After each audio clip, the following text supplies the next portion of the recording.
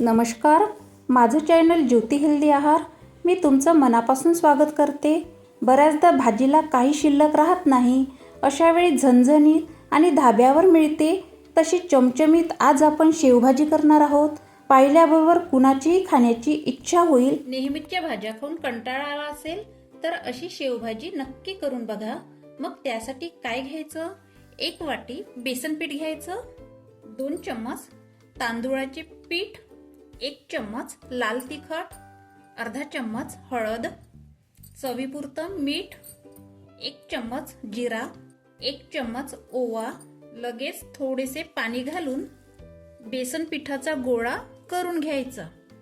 आता या बेसन पिठाच्या गोळ्यावर थोडंसं तेल घालून सॉफ्ट करून घ्यायचा।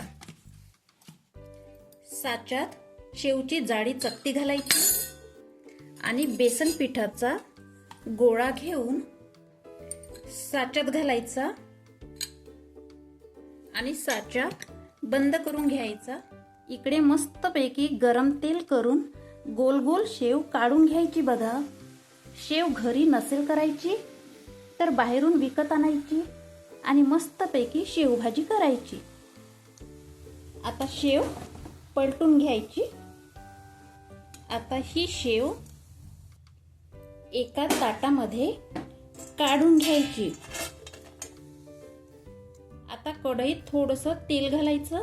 तेलात 1 कांदा घालायचा, 6 ते 7 लसूण पाकळ्या, थोडंसं अद्रक, 5 ते 6 खोबऱ्याचे तुकडे, 2 दालचिनी तुकडा, 2 ते 3 तेजपत्ता पान, थोडंसं 1 चम्मच जिरं आणि 2 चम्मच धने घालून हलकसं ब्राऊन करायचं।